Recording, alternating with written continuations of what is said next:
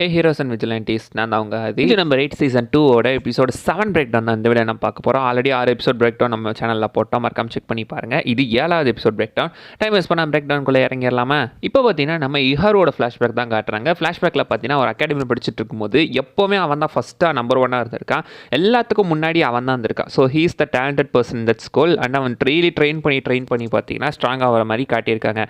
So கண்டிப்பாக ஒரு நாள் நான் ஜென்னருமி அப்புறம் மீனாவஷிரோ மாதிரி அவங்களுக்கு ஈக்குவலாக நான் வருவேன் அப்படின்ற மாதிரி அவன் நினச்சிட்டு இருந்திருக்கான். அப்போ தாண்டா உன்னை பார்த்தேன் அப்படின்ற மாதிரி இப்போ குறுக்க இந்த கௌசிக் வந்தான்ற மாதிரி நம்ம ரெனோவை பார்க்குறான். ஸோ ரெனோ பார்த்தீங்கன்னா இப்போ வந்துட்டு அவனையும் மிஞ்சி போயிட்டு இருக்கான். லைக் இவன் பார்த்தீங்கன்னா அதே இடத்துல ஸ்ட்ரக் ஆகி நிற்கிற மாதிரியும் ரெனோ அவனையெல்லாம் எங்கேயோ தாண்டி போகிற மாதிரியும் அவனுக்கு ஒரு ஃபீலிங் இருந்துட்டு இருக்கு.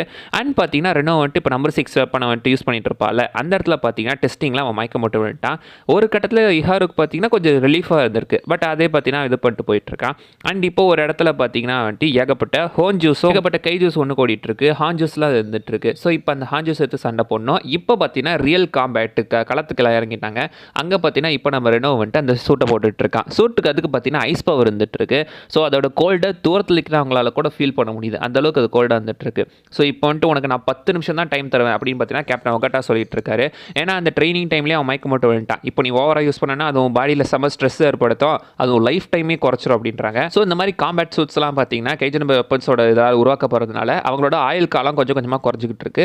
அதே மாதிரி இங்கேயுமே இது நீ ரொம்ப யூஸ் பண்ணனா உன் லைஃப் டைம் குறைஞ்சிரும் அப்படின்ற மாதிரி இங்கே சொல்கிறாங்க. ஸோ அதனால் வெறும் 10 நிமிஷம் மட்டும் தான் கேப்டனுக்கு டைம் கொடுக்குறாரு, அவ்வளோதான் உனக்கு அப்படின்ற மாதிரி. ஸோ இப்போ அவங்க இறங்கி சண்டை போட ஆரம்பிக்கிறாங்க.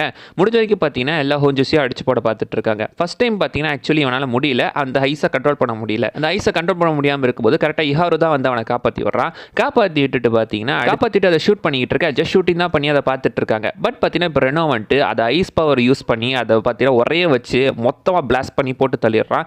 எப்பறம் இந்த அளவுக்கு போஃப்லான் அப்படின்னு இஹாரு பார்க்க அவனை ஒரு கைஜு அட்டாக் பண்ண பார்க்குது.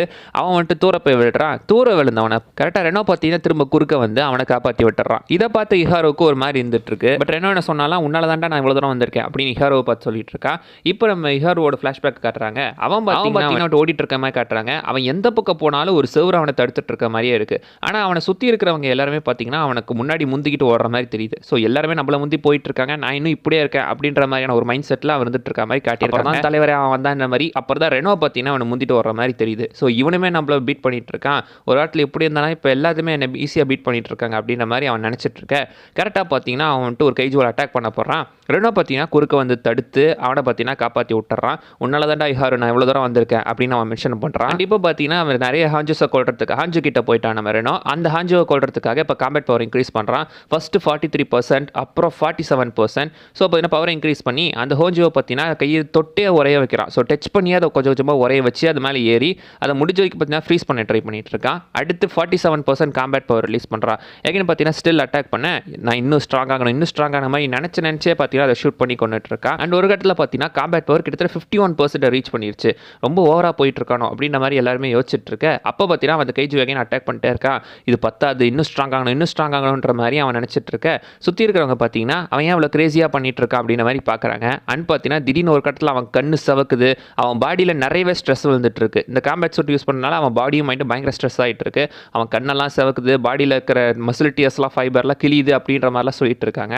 பட் அவனுக்கு என்ன ஆச்சு, ஒரு இந்த நம்பர் 6 தாட்ஸை லூஸ் பண்ண வைக்கணும்னு நினைக்கும் போது அப்படிலாம் கிடையாது, அதுதான் அவனோட இயற்கை குணமே அப்படின்னு சொல்கிறாப்புல. இந்த நம்பர் வெப்பன்ஸ் எல்லாம் யூஸ் பண்ணும்போது ஒருத்தனோட உண்மையான நேச்சர் வெளியே வரும் அப்படின்ற மாதிரி கேப்டன் ஒகாட்டா மென்ஷன் பண்ணியிருப்பாரு. இதுதான் நம்ம ரெனோவோட உண்மையான நேச்சர். ரியல் காம்பேட்டில் இதுதான் பிரச்சனை. ட்ரைனிங் எடுக்கும் போதெல்லாம் தெரியாது, உண்மையான சண்டை அப்போ தான் அந்த ஸ்ட்ரெஸ்னாலே இது வெளியே வரும் அப்படின்னு அவர் மென்ஷன் பண்ணியிருக்காரு. ஸோ இப்போ ரெனோ அவனோட உண்மையான தாட்ஸ் தான் வெளிவிட்டு இருக்கான். ஒரு கட்டத்தில் ரெனோ ஒரு காட்டுக்குள்ளே விழுந்து சுற்றி இருக்கிற 50 மீட்டர் ரேடியஸாக பார்த்தீங்கன்னா ஒரே வச்சிடறான். ஸோ இப்போ ஒரே வச்சதுனால இதோட போதும், அவன் பாடியில் நிறைய ஸ்ட்ரெஸ் விழுந்திருக்கு அப்படின்னு பார்க்கும்போது அவனோட ஒரு பக்கம் காலுமே பார்த்தீங்கன்னா உடஞ்சிருக்கு.